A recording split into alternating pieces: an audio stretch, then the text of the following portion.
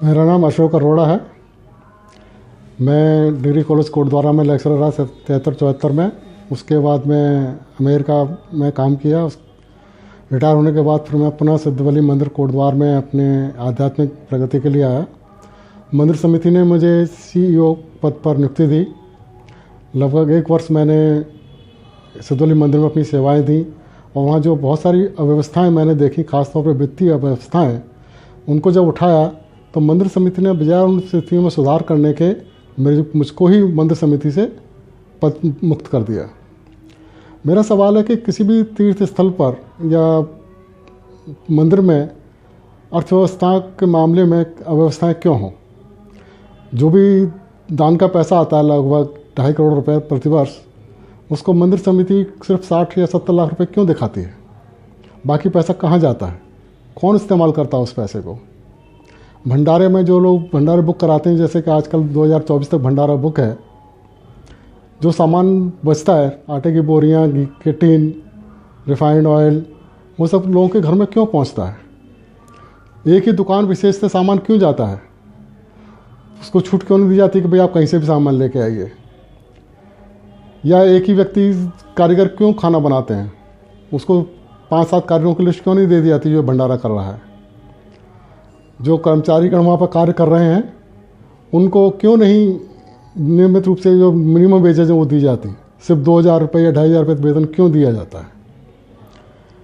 जो अव्यवस्था फैला रहे हैं, मंदिर में बैठ करके, प्रांगण में बैठ करके शराब पीते हैं या अन्य मादक वस्तुओं का सेवन करते हैं, उनको क्यों नहीं मंदिर समिति से निकाला जाता? एक ही ग्रुप पिछले 17 साल से मैनेजमेंट कमेटी पे क्यों छाया हुआ है? क्यों नहीं इंडिपेंडेंटली दूसरे लोगों को आने दिया जाता, जिससे कि नए लोग आएँ, मंदिर समिति व्यवस्था में सुधार हो? जब कोई व्यक्ति अपनी किसी चीज़ को अपनी जागीर समझने लगता है, तभी वहाँ भ्रष्टाचार फैलता है और अव्यवस्थाओं का जन्म होता है। ये सवाल जो मैं उठा रहा हूँ, अगर मंदिर समिति कहती है कि ये गलत है, तो उन सवालों का जवाब दे। मैं अपने सबूत से इकट्ठे दिखा दूंगा उनको कि कौन गलत बोल रहा है और कौन सही बोल रहा है। मंदिर समिति को चाहिए कि पूरे आंकड़े अपने व्यवस्था को खोले, पब्लिक को ऑडिट कराए और उन चीज़ों को इमीडिएट इफेक्ट से उनको दूर करे जो व्यवस्था में अव्यवस्था फैला रखी हैं। अपनी बातों के समर्थन में मैं कुछ एग्जाम्पल देना चाहूँगा। मंदिर समिति ने मुझको जो लोग दान देने आते हैं उसकी जिम्मेदारी दी। 6 महीने तक मैंने उस कार्य को कंप्लीट किया और 6 महीने के अंदर मैंने 26 लाख रुपए बैंक में जमा करवाए। जब से मैंने छोड़ा है उसके बाद वो धनराशि घट करके इस समय करीबन 4 लाख रुपए पिछले 6 महीने में जमा हुए हैं। बाकी के 22 लाख रुपए कहाँ गए? कौन उनको पैसों को इस्तेमाल कर रहा है? पैसा तो दान तो बढ़ना चाहिए, घट क्यों गया? नंबर 2, जब भी कोई भक्तजन कोई सामग्री दान देता है, जैसे किसी ने 6 पंखे मेरे सामने दान दिए, उसमें से कुल 3 ही पंखे लटकाए गए, 3 पंखे वहाँ नहीं हैं। कहाँ गए वो पंखे? सीलिंग फैन पता नहीं है। जब कोई चीनी की बोरी या आटे की बोरी कोई दान लेके दे आता था, कुछ दिनों तक तो मुझे बोरी दिखाई देती थी, उसका तो उस बोरी का पता नहीं कहाँ जाती थी। और तो और शनि मंदिर में जो तेल चढ़ता है, वो तेल भी टीन भर करके कहीं पहुँचा दिया जाता था, उसके बदले में पैसे नहीं आते थे मंदिर में।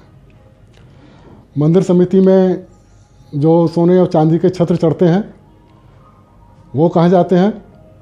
उसका कोई रिकॉर्ड नहीं है, उसके पैसे का कोई रसीद नहीं कटती, जबकि होना चाहिए उस पैसे की रसीद कटे। और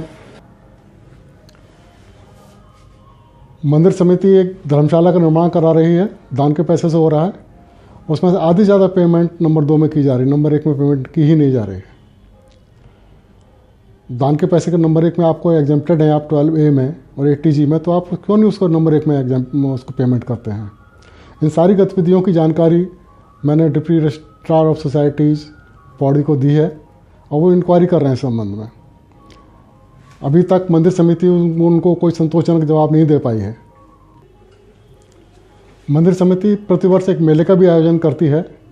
उसके लिए संपूर्ण उत्तर भारत, दिल्ली से लेकर के बरेली तक चंदा इकट्ठा होता है। उस चंदे को कहीं भी मेले के अकाउंट्स को बैलेंस शीट में नहीं दिखाया जाता, लेकिन जो खर्चे होते हैं वो ज़रूर बैलेंस शीट में दिखाए जाते हैं। उस इनकम को नंबर 2 में क्यों कन्वर्ट किया जाता है, क्यों नहीं उसको दिखाया जाता। और जो बातें मैं कह रहा हूँ उनके मेरे पास प्रमाण है, या तो मंदिर समिति मुझे गलत साबित करे या फिर अपने आप में सुधार करे और ईमानदार लोगों को आगे लेके आए। मेरी सभी धर्म प्रेमी जनता से अपील है कि जो सिर्फ सिद्धवली मंदिर में ही नहीं, दुनिया हिंदुस्तान के जितने बाकी सभी मंदिरों में अगर इस तरह का भ्रष्टाचार है तो उसके खिलाफ वो आवाज़ उठाएं। वो अपनी श्रद्धा और भक्ति से दान जो देते हैं उसका सदुपयोग होना चाहिए, दुरुपयोग नहीं। और जो भी दुरुपयोग कर रहे हैं उन लोगों को मंदिर समितियों से, प्रबंधन से बाहर कर दिया जाना चाहिए।